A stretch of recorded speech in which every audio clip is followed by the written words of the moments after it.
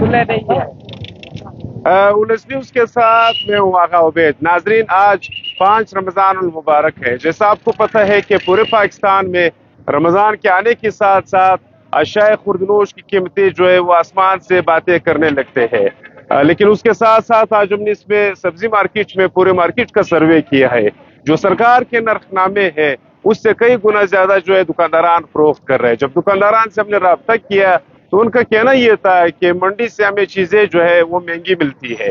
وہ اس طرح مہنگی ملتی ہے کہ ان کا دعویٰ یہ تھا کہ پیاز کا جو شارٹیج آیا ہے وہ سارے پاکستان سے پیاز جو ہے آسٹریلیا ایکسپورٹ ہو رہے ہیں، باقی بھی 3-4 سبزیاں جو ہے یہ ہمارے ہمسائے ملک افغانستان جاتی ہے، لیکن مال مویشی جو کہ افغانستان سے آتی تھی، طالبان کی حکومت نے اس کے اوپر سختی سے پابندی لگا دی ہے۔ ان کی حکومت اپنی سختی میں تو کامیاب ہو چکی ہے، لیکن پاکستان میں جو کوئٹہ میں جو پرائس کنٹرول کمیٹیاں ہیں وہ بھی مکمل طور پر ناکام اس لیے ہے کہ گوشت کی جو ہے 3 قیمتیں انہوں نے دی ہے۔ بیل کی آڑی والی گوشت جو ہے 700 روپے، بغیر آڑی والی گوشت 900 روپے، سرکار کا نرخنامہ میں آپ کو بتا رہا ہوں، اور چھوٹا گوشت جو ہے وہ 1700 روپے کا ہے۔ لیکن بدقسمتی سے اس پورے مارکیٹ میں ہم نے پوچھا، بیل کا گوشت ایک قسم کا جو ہے وہ 1200 کا، دوسرا 900 کا، اور تیسرا جو ہے 2000 سے اوپر مل رہا ہے۔ یہاں پر ہم نے سروے کیے، خریداران سے بھی جاننے کی کوشش کرتے ہیں کہ جنہوں نے کوئی چیزیں خریدی ہیں ان کو کن مشکلات کا سامنا کرتا ہے۔ دوسری بات یہ ہے کہ ہم نے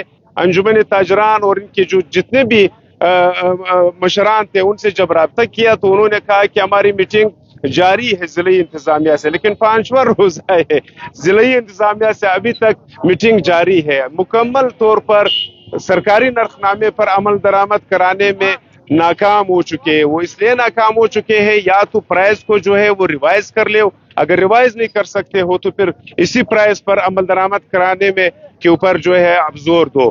اور اسی سلسلے میں سارے دکانداران کا کہنا یہ تھا کہ ہمارے لوگ ضلعی انتظامیہ کے ساتھ میٹنگ جاری ہے، جب وہ ہمیں نئے پرائز دیں گے یا جس طرح ہمارے معاملات بنیں گے۔ لیکن یہ ہم نے دیکھا یہ پچھلے سال بھی اسی طرح تھا۔ آپ نے دیکھا ہوگا پورے پاکستان میں سستے بازار کے نام سے اربوں روپے ریلیز ہو گئے ہیں پہلے روزے سے، باقاعدہ اس کے اوپر عمل درآمد جاری ہے، لیکن سستے بازار کا نام کا کوئی یہاں پر کوئی چیز ہی نہیں ہے۔ وہ بھی یہاں پر پہلے بچہ خان چوک پر ہوا کرتا تھا، نوا کلی میں ہوا کرتا تھا، سریاب کی کچی بیگ میں ہوا کرتا تھا، مختلف پوائنٹس ہوتے تھے، لیکن 5ویں روزے تک اس کا بھی کوئی دور دور تک نام نشان نہیں ہے۔ آپ دیکھو گے کہ 20ویں روزے کے بعد رمضان سستا پیکج کے نام سے آپ کے پاس ایک پیکج آئے گا، وہ صرف اور صرف کرپشن کے نظر ہوگا۔ وہ اس لیے ہوگا کہ کرپشن کا ایک صحیح بہانہ بنانے کے لیے جو سستی اشیاء خوردنوش کے نام سے جو رمضان راشن پیکج ہوگا، جیسے پچھلے سال انہوں نے کروایا تھا 1 ارب 80 کروڑ روپے کا، اس میں ہمارے معلومات کے مطابق آدھے سے زیادہ کرپشن ہوا تھا۔ اور دوسری بات یہ کہ 20ویں رمضان کے بعد رمضان راشن پیکج کا کوئی فائدہ ہی نہیں رہتا ہے، پھر تو رمضان کے آخر ایام ہوتے ہیں، پھر جو ہے لوگ عید کی خریداری میں لگے ہوتے ہیں، عید کا جو سلسلہ ہے وہ شروع ہوتا ہے۔ دوسری بات یہ ہے کہ ہمارے آس پاس ہمسائے ممالک میں جتنے ممالک ہیں اس میں سے کرنسی جو ہے ہماری ڈی ویلیو ہو گئی ہے۔